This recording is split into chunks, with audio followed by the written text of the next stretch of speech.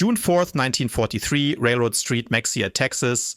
Beneficia Vera Burkhardt's hand shook as he pressed pencil to paper in his concealed journal, documenting thoughts that could land him in solitary confinement if his own commanders ever found them. They cannot be telling us the truth. No country at war on two fronts could possibly have this much. What he'd just seen through the train window defied 3 years of everything the Reich had told him. Electrical illumination burned from every farmstead, every street intersection, every storefront display. A sprawling sea of light spreading across the Texas flatlands at 10 o'clock in the evening.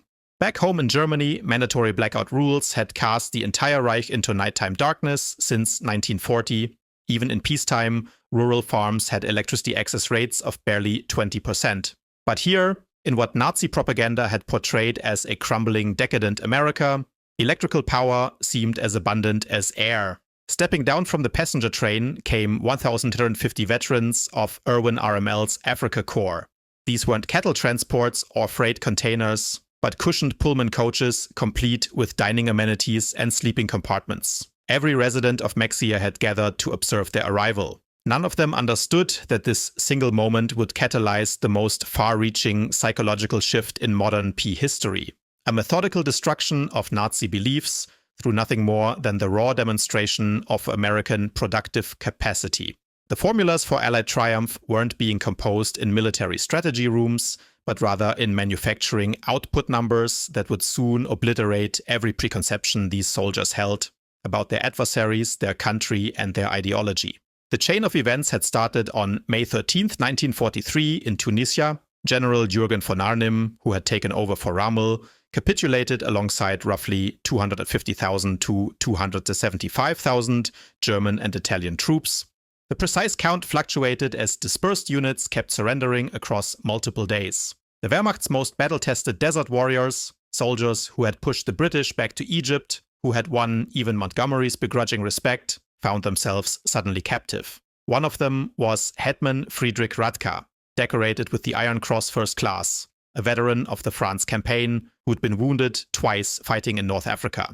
His journal, uncovered decades afterward in the National Archives, would give historians the most comprehensive documentation of how American imprisonment psychologically affected German soldiers. Their path from military loss to eye-opening discovery started at the port of Ororan, Algeria, while Radke and 30,000 other PS waited in temporary holding facilities for transport vessels. American operational efficiency was already starting to undermine their assumptions. The US Army handled thousands of captives every day with an organizational exactness that surpassed anything the Wehrmacht had accomplished, even during its strongest period. Identity documentation was photographed and archived. Medical assessments were finished, vaccinations were given, Geneva Convention protections were clarified in fluent German by American officers specially trained for this exact purpose. But the initial genuine surprise arrived with the meals. Oberreiter Hans Mühr, taken captive with the 21st Panzer Division, composed a letter to his mother 8 months afterward. In the holding pen at Ororan, as we awaited ships, the Americans provided us with food superior to anything we'd eaten during 6 months of desert combat. White bread, genuine coffee, meat served twice daily. We assumed it was propaganda, that they were attempting to make an impression on us. We had no idea this represented their normal military provisions. The Liberty ships designated to transport them across the Atlantic stood as monuments to American manufacturing prowess.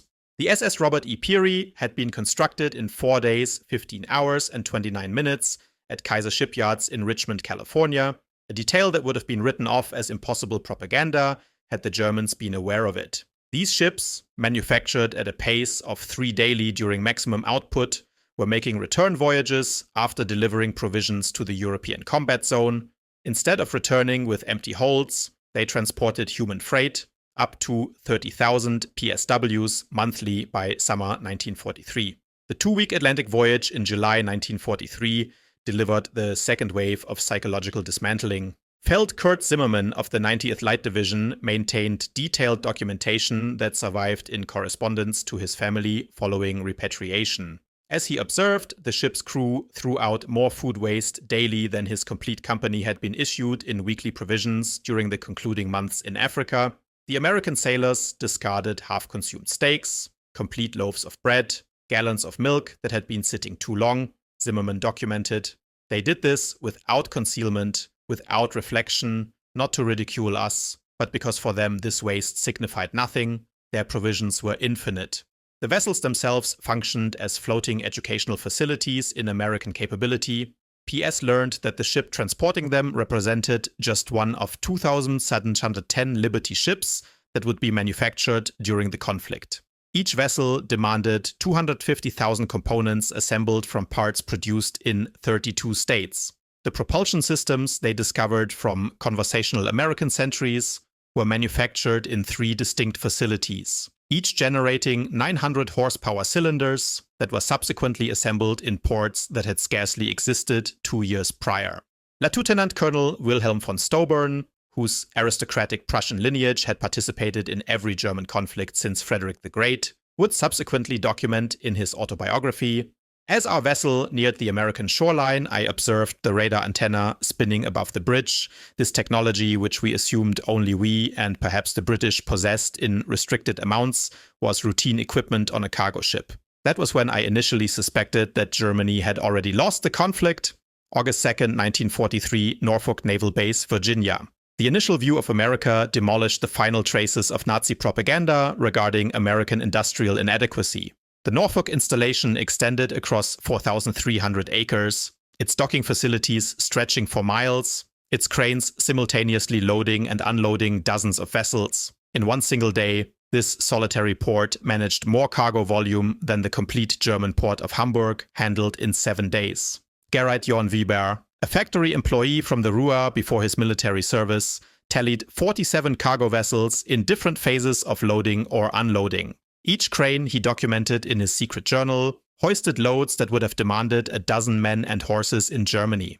They operated with electrical power, smoothly, continuously, without the coal smoke that suffocated our industrial cities. The captives were organized into columns for the walk to the awaiting trains. Throughout the route, they walked past parking areas packed with civilian automobiles, hundreds of them owned by dock laborers. In Germany, private automobile possession remained an exclusive privilege of the affluent and party leadership.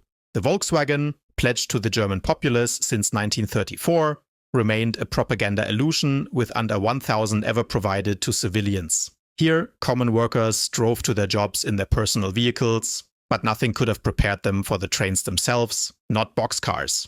Not the 40 and 8 containers, 40 men or 8 horses, that had transported German forces across Europe, but complete passenger coaches. Pullman cars featuring padded seats that transformed into sleeping berths. Dining cars displaying white tablecloths and silver utensils. Observation cars with panoramic windows. Hetman Radka documented, "We boarded like vacationers, not captives." The American sentries seemed almost sheepish about the comfort. One sergeant expressed regret that the air conditioning wasn't functioning correctly in our car. Air conditioning in August. We had assumed such extravagance existed solely in Hitler's private train. The 3-day railroad journey from Norfolk to the camps of Texas and Oklahoma would demonstrate more destructive to Nazi beliefs than any battlefield loss. As the trains traveled through Virginia, the captives pressed their faces to windows, observing an America that couldn't possibly exist based on everything they'd been taught. Every small community blazed with light. Martinsville, Danville, Greensboro, towns that in Germany would have been fortunate to possess a single electric street lamp, showcased lit storefront windows, electric signage, residences with lights burning in numerous rooms. The trains rolled past manufacturing plants operating night shifts, their windows radiating light, parking areas filled even at midnight. Oberg writer Mayer, whose father served as a Nazi party block leader in Hamburg, documented in a letter uncovered in 1987, "We traveled through dozens of cities that initial night. Every single one possessed more electricity than all of Hamburg. The guards informed us this was standard, that every American town had possessed electricity since the 1920s. I accused him of lying. He simply shrugged and stated we would see." In Roanoke, Virginia, the train halted for water and coal. The captives observed as American railway employees accomplished in 30 minutes what would have consumed 2 hours in Germany. Automated coal loading systems, electric water pumping equipment, mechanized lubrication apparatus, Every dimension of the operation showcased technological supremacy. Even more troubling was the casual affluence of the laborers themselves. They wore leather boots that would have cost a German worker 2 months' earnings. They consumed Coca-Cola from glass bottles and discarded the empties into receptacles without consideration. They smoked cigarettes continuously, extinguishing them half-finished. Failed Weibel Hinrich Müller, an electrical engineer from Siemens before the conflict, estimated that the single railway facility where they stopped consumed more electricity in 1 hour than his complete district in Berlin consumed in a day. The waste was magnificent, he documented. They left lights burning in vacant buildings. Electric fans operated in empty rooms. It was the carelessness of infinite resource. As the trains penetrated into Tennessee and Kentucky, the captives encountered American industrial capability in complete exhibition. Through the windows, they observed endless manufacturing facilities, each one more massive than anything most had witnessed in Germany. The Alcoa aluminum facility in Tennessee extended for 3 zerts along the river, its electric furnaces devouring 175,000 kWh of power, more than the complete city of Munich. Near Louisville, the trains decelerated as they passed the Rubbertown complex, where synthetic rubber plants had emerged from vacant fields in merely 18 months. 4 massive installations, each employing thousands of employees, generating 800,000 tons of synthetic rubber yearly. Germany, despite originating the process, had never achieved more than 120,000 tons in its optimal year. Oberleutnant Erich Hoffmann, a chemist from IG Farben, grasped the implications instantly. In a post-war conversation, he recalled, "I recognized those plants. I could identify the distillation columns, the catalytic crackers. Each installation was more sophisticated than anything we had constructed, and there were 4 of them merely in this single location. They informed us there were dozens more scattered across the country."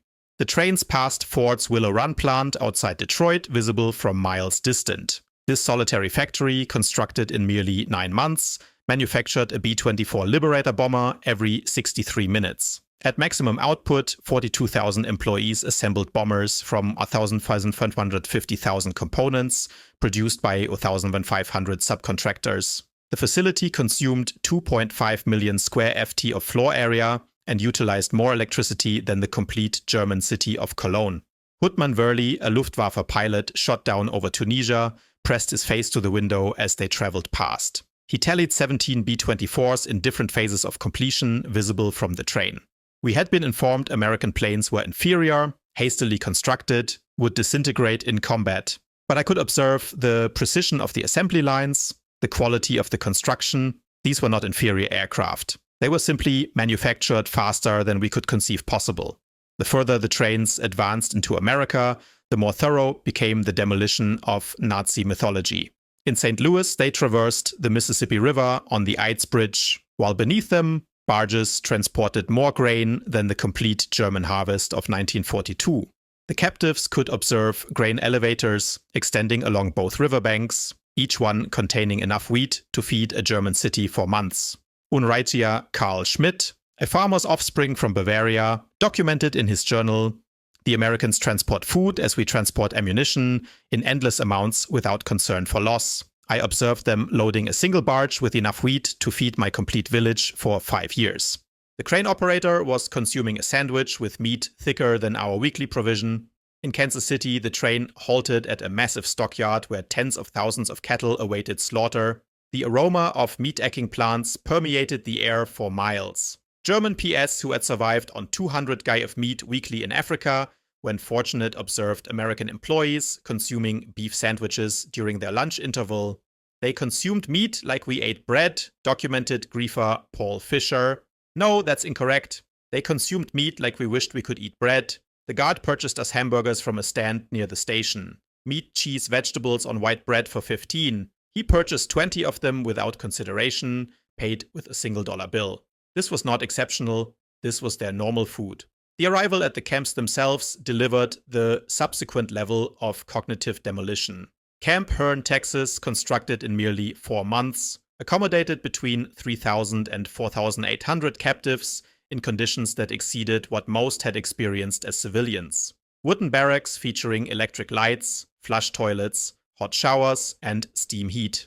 each structure constructed with more lumber than complete German villages possessed. The camp hospital astounded the medical personnel among the captives. Oberst Lieutenant Colonel Dr. Friedrich Bauer, chief surgeon of the 164th Light Division, found himself in an installation better equipped than most German civilian hospitals. X-ray machines, surgical equipment, pharmaceutical provisions that had been unavailable in Germany since 1941. All standard provision for enemy captives. They possessed penicillin, Dr. Bauer would subsequently testify. This miracle drug that we had only heard rumors about. They utilized it freely, even on captives with minor infections. German soldiers were dying for lack of basic sulfur drugs, and the Americans were providing us their most advanced medicine without hesitation. The camp kitchen became another educational facility in American prosperity.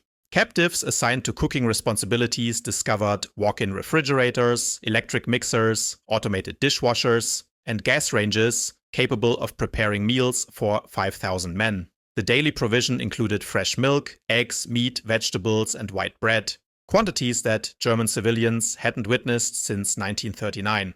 Feldwebel Otto Krebs, a former hotel chef from Munich, documented, "Today we discarded more food than my family has witnessed in 3 years. Not spoiled food, simply surplus. The American regulations mandate we prepare 10% more than required to ensure every captive receives full provisions. The excess is discarded. I wept as I threw perfectly good bread into the garbage." By September 1943, the labor shortage in American agriculture resulted in the employment of POWs in fields and factories across the country. This decision, motivated by necessity, would demonstrate more destructive to Nazi beliefs than any propaganda program could have accomplished. Groups of captives were transported daily to work locations, traveling through the American heartland without blindfolds or restricted routes. They observed everything: the endless fields of corn and wheat, the factories operating 3 shifts, the shops packed with goods, the parking areas filled with cars, the residences with refrigerators and radios. At a cotton gin outside Houston, Unreitzieher Herbert Lang observed a single machine process more cotton in 1 hour than his complete village could have managed in a month using traditional methods. The gin was powered by electricity from the Colorado River Authority, component of a rural electrification program that had delivered power to 90% of Texas farms by 1943. The farmer who owned the gin was nobody exceptional, Lang recorded. Not aristocracy, not a party member, merely a farmer.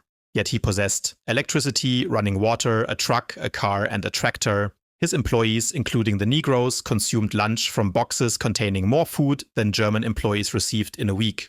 And this was standard. Every farm we passed was identical. In Nebraska, captives worked in sugar beet fields, observing agricultural mechanization that defied comprehension. A single combine harvester, they discovered, could accomplish the work of 100 men. The fields extended to the horizon, each one more expansive than complete German counties. The farmers spoke casually of yields that would have been fantasy in Germany. 60 bushels of wheat per acre compared to Germany's 30 on the optimal land. Gefreiter Wilhelm Hoffmann, working on a farm outside Scottslough, documented, "The farmer's son, a boy of 16, operated a tractor worth more than everything my father had earned in his lifetime. When I mentioned this, the boy laughed and stated it wasn't even a particularly good tractor. His father was awaiting a new model from John Deere that would be even superior." The most devastating revelations arrived to those captives who worked near or in American factories. While Geneva Convention regulations prohibited direct war production work, PSWs could work in industries that freed American employees for military manufacturing. This technicality allowed thousands of German captives to observe American industrial capacity directly. At a Campbell soup factory in New Jersey, captives observed production lines that processed more tomatoes in a single day than most German factories managed in a month. The installation operated with a skeleton crew of women and elderly men, as most young employees were in the military. Yet production exceeded peacetime levels. Stepsfeld Webel Ernst Wagner, who had worked in a German food processing plant before the conflict, documented the experience. Everything was automated. Electric conveyor belts, automatic filling machines, steam cookers that processed hundreds of cans simultaneously. One elderly woman monitored controls that managed what would have demanded 50 employees in Germany. She accomplished this while listening to a radio and drinking coffee. Near Detroit, Captives unloading coal at a power plant gained glimpses of the automotive industry's conversion to war manufacturing. The River Rouge complex, visible across the water, employed 100,000 employees producing jeeps, aircraft engines, and tanks. The plant consumed 1.5 million cows of electricity daily, more than the complete city of Hamburg. We could observe the parking lots, documented Oberreiter Franz Kellner. Thousands of cars belonging to employees, workers. In Germany, even our officers rarely possessed cars. Here, factory employees drove to work. The guard informed us many employees possessed 2 cars. One for work, one for family use. We assumed he was ridiculing us. By winter 1943, the cumulative impact of these observations was generating what American intelligence officers labeled ideological collapse syndrome among the captives. The Special Projects Division, the secret re-education program operated by the Provost Marshal General's office, documented increasing numbers of captives requesting access to American newspapers, books, and educational materials. Major Paul Noland, a member of the monitoring team, reported in December 1943, "The captives no longer dispute when shown production statistics. They have witnessed too much. The most fanatical Nazis have become silent. They still maintain loyalty to Germany, but no longer speak of triumph. Many openly question what they were informed about America." The camp newspapers produced by captives themselves began reflecting this transformation. Dear Ruth, the call published at Fort Kearny, Rhode Island, gradually shifted from defiant nationalism to discussions of democracy, economic systems, and post-war reconstruction. The editors, carefully selected anti-Nazi captives, found their audience increasingly responsive. Lieutenant Hermann Gutz, captured with the 10th Panzer Division, documented in a letter that passed American censors. "We were informed America was a mongrel nation, weak, divided, controlled by Jews, incapable of military prowess. Every day I am here, I observe the opposite. This is the most organized, unified, and powerful nation on earth. We were informed fairy tales by criminals. The most devastating blow to Nazi beliefs arrived from an unexpected source: the treatment of Italian captives after Italy's surrender in September 1943. Italian PS who agreed to cooperate were formed into Italian service units, given superior quarters, increased pay, and more freedom. German captives observed their former allies working alongside Americans, consuming food in American restaurants, some even dating American women. Hetman Friedrich Schulz documented, "The Italians betrayed us, yet they are treated superior to how we treated them as allies. They work freely, earn money, send packages home. The Americans show them no hatred. This democracy we were taught to despise appears more honorable than our own system." Christmas 1943 delivered the most profound psychological impact. American organizations, churches, and civic groups sent 500,000 Christmas packages to German PS, enemies who had been attempting to kill American soldiers months earlier. Each package contained cigarettes, candy, toiletries, and games. Local communities invited captives to Christmas dinners, though regulations prevented most from accepting. At Camp Hearn, Texas, the local Methodist church choir performed Christmas carols in German for the captives. Women from Hearn sent in homemade cookies and cakes. The Boy Scouts delivered handmade Christmas cards. This kindness toward enemies shattered the final remnants of Nazi racial theory. Oberleutnant Walter Müller, whose brother had perished in the bombing of Hamburg, documented, "They know we are their enemies. Many possess sons and husbands fighting against our armies. Yet they show us Christian charity, not propaganda, but genuine kindness. What kind of people treat enemies this way? Only those absolutely certain of triumph and secure in their power." The Christmas feast itself defied comprehension. Turkey, ham, mashed potatoes, gravy, vegetables, pies, ice cream. Quantities of food that Germany hadn't witnessed since before the First World War. The captives consumed until they were sick, unable to comprehend such resources being lavished on enemies. "We consumed like kings," documented Feldwebel Hansa. Superior to how German generals consume, superior to party leaders. And this was not exceptional. The guards informed us this was a normal American Christmas dinner, that every American family was consuming the same meal. If they can feed captives this way, what must their own soldiers consume? By early 1944, over 40,000 German captives were enrolled in educational programs. They studied English, American history, mathematics, and sciences. The University of Chicago provided correspondence courses. Stanford University sent professors to lecture on democracy and economics. The thirst for knowledge was insatiable. Captives who had been informed, Americans were culturist barbarians, discovered libraries with millions of books, universities that welcomed all social classes, scientific research that led the world. They read American newspapers freely, comparing multiple viewpoints, something impossible in Nazi Germany. Hamann Dr. Wilhelm von Braun, a physicist conscripted from the Kaiser Wilhelm Institute, attended lectures on atomic physics at Camp Shelby. He subsequently documented, American professors, including Jewish refugees from Germany, taught us without hatred. They spoke of science as universal, belonging to all humanity. They were years ahead of German research, and they shared knowledge with enemies. This generosity of spirit was incomprehensible to minds shaped by Nazi beliefs. The camp theaters showed American films, not propaganda, but regular Hollywood productions. Captives watched Gone with the Wind, seeing a depiction of American defeat and recovery that resonated with their own situation. They saw The Grapes of Wrath, amazed that Americans would show such self-criticism to enemies. They hide nothing, documented Lieutenant Joseph Kramer. They show their problems, their failures, their conflicts. Yet this honesty makes them stronger, not weaker. In Germany, such criticism would mean death. Here it is considered patriotic. Spring 1944 brought expanded captive labor programs as American production reached its peak. German PSWs worked in canneries, mills, and fabrication plants, observing the full might of American industrial capacity.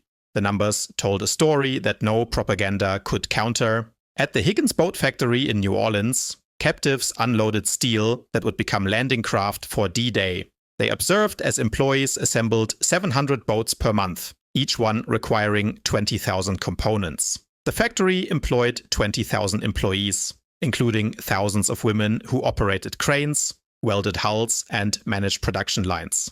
Stabsfeld-Wiebel.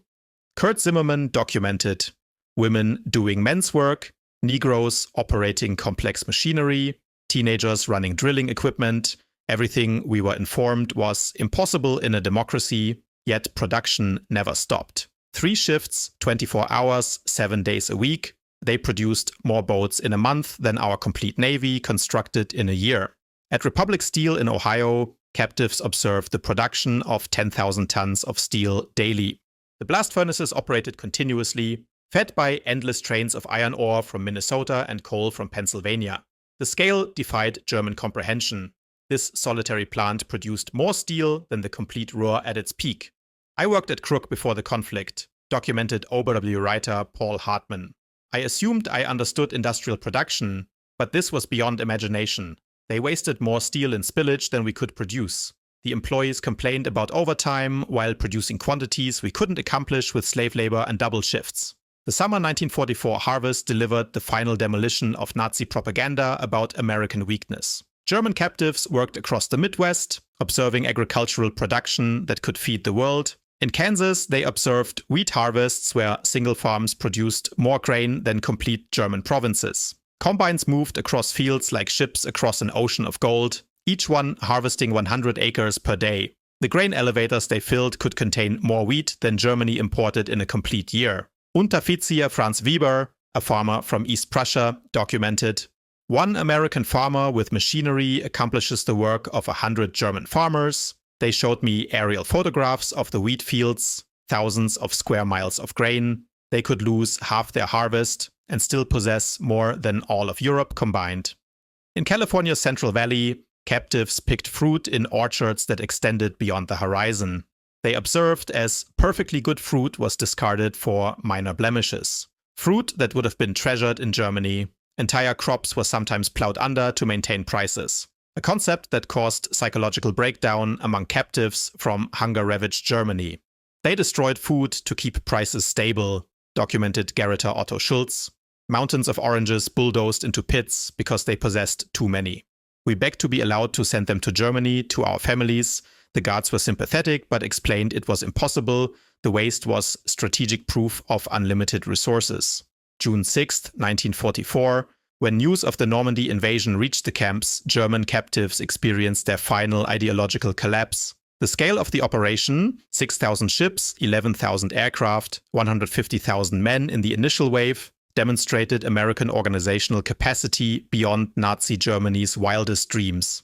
Captives at Camp Shelby observed newsreels of the invasion within days. They witnessed the endless streams of ships, the artificial harbors, the supply system that delivered 15,000 tons daily across open beaches.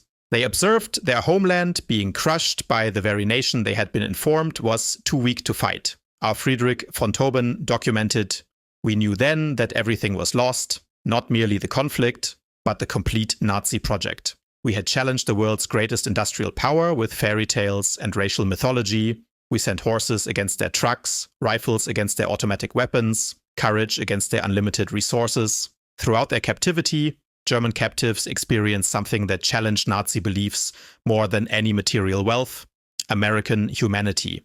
Despite propaganda depicting Americans as weak and sentimental, PWs discovered a people secure enough in their strength to show mercy. When Gerhard Hansmüller's son perished in the Hamburg bombing, the American camp commander personally delivered the Red Cross message and offered condolences. When Lieutenant Paul Fischer's wife documented that she was struggling to feed their children, American church groups sent food packages to her in Germany, enemy civilians in a nation America was actively bombing.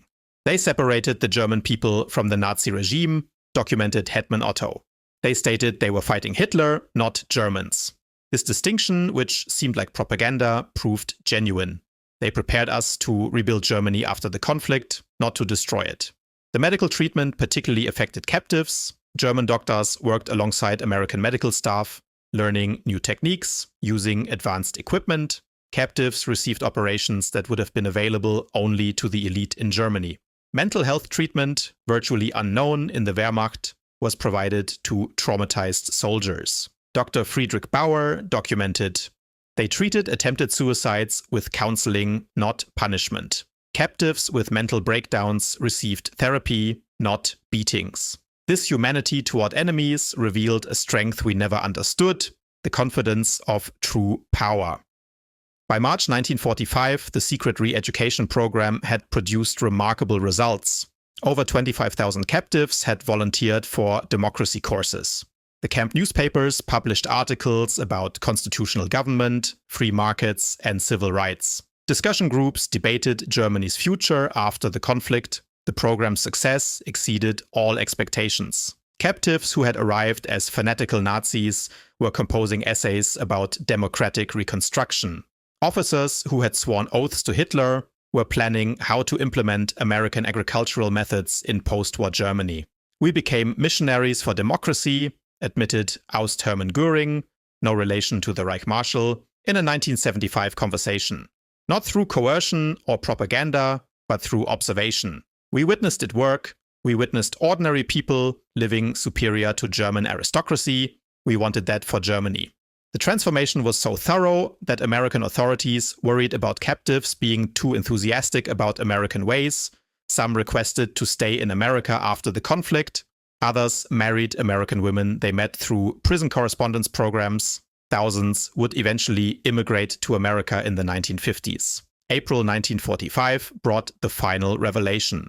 As American forces liberated concentration camps in Germany, the footage was shown to German PS. Many refused to believe it initially, claiming it was propaganda, but the evidence was overwhelming. Testimony from American soldiers, photographs, newsreels, and eventually letters from Germany confirming the horror.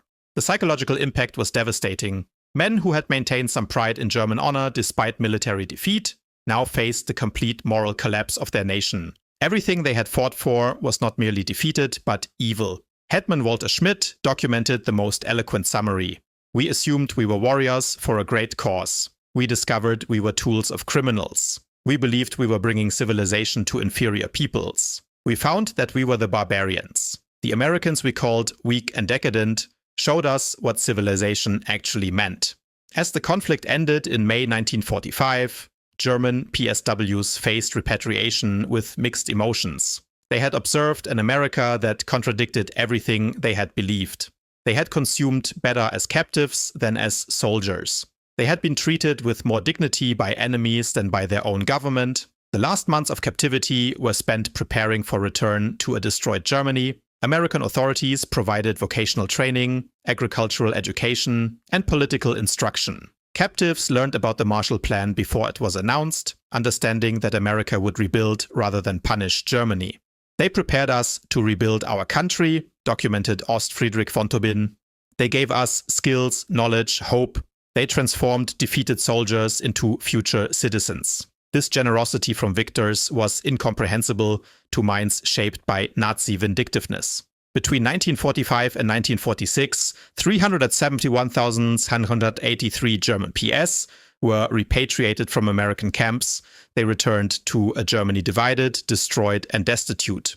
But they brought with them something precious, knowledge of how a democratic industrial society functioned. The German PSWs who experienced American prosperity became unwitting agents of transformation in post-war Germany. They had witnessed industrial efficiency, agricultural productivity, and democratic prosperity. They knew reconstruction was possible because they had observed a society that had accomplished it. Many former PS rose to prominence in West Germany's reconstruction. Hans Kroll, captive at Camp Shelby, became West German ambassador to the United States. Walter Hallstein, who taught classes at Camp Co., became president of the European Commission. Rudiger von Mar, held at Camp Herne, served as German permanent representative to the United Nations.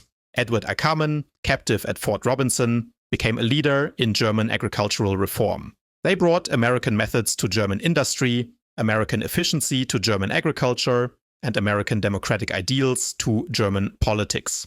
The economic miracle of the 1950s was constructed partly on knowledge gained in American prison camps. We learned that prosperity came from freedom, not conquest, Hans Kroll documented in his memoirs. We witnessed that democracy created wealth, that diversity brought strength, that treating employees well increased production. These lessons learned as captives shaped the new Germany. Historians have labeled the German P experience in America one of the most successful re-education programs in history. Without coercion, without propaganda in the traditional sense, American industrial might and democracy converted hardened Nazis into future democratic citizens. The program succeeded because it relied not on words, but on observation. Captives witnessed American society functioning at peak efficiency while treating enemies with dignity. They observed industrial capacity that made German production look primitive. They experienced a standard of living that exposed Nazi promises as fantasies. Dr. Arnold Kramer, the leading historian of German PS in America, concluded, America won the propaganda conflict not through clever messages, but through sheer reality.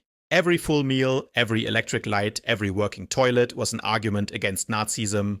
The PWS were converted by prosperity. The statistics support this assessment. Of the 371,683 German PS held in America, fewer than 1% attempted escape, with only 2,222 total attempts recorded. Post-war surveys showed that 95% rated their treatment as good or excellent. Most remarkably, thousands maintained correspondence with American families for decades after the conflict. In 1985, on the 40th anniversary of the conflict's end, surviving German PWs held a reunion in Austin, Texas. Over 500 former captives returned to America, many bringing their families to show them where their transformation had begun. Former Oberreiter Hans Wehr, who had been held at Fort Robinson, Nebraska, and later returned to become a physician in Georgetown, Maine, spoke at the reunion. Life in the camps was a vast improvement for many of us who had grown up in cold water flats in Germany. We discovered running water, central heating, and abundant food. But more than that, we discovered dignity. Former Stabsfeld Wiebel Kurt Meir, who had worked on farms in Iowa, added, "The farmers treated us not as enemies, but as young men far from home. They shared their meals, their knowledge, sometimes their homes. This humanity from people whose sons were fighting against us, this changed us forever." At the 1985 reunion dinner, former Obus Hermann Gutz, then 78 years old, delivered the keynote address that captured the essence of the transformation. We came to America as enemies, as Nazis, as believers in a lie. We left as friends, as Democrats, as men who had witnessed the truth. America showed us that strength comes not from conquest, but from production. Not from hatred, but from diversity. not from tyranny, but from freedom. We observed the arsenal of democracy at full production. We witnessed farmers who produced food for the world, employees who constructed the tools of triumph, and citizens who treated enemies with dignity. We learned that America's true weapon was not its bombs or tanks, but its inexhaustible capacity for creation and its unshakable confidence. We returned to Germany with a mission to construct a society that could create rather than destroy, that could prosper through peace rather than conflict. The Germany that rose from the ashes was constructed on lessons learned in American prison camps. We who came as conquerors left as students. To America, from your former enemies, now your friends, thank you for showing us the way. The auditorium erupted in standing ovation.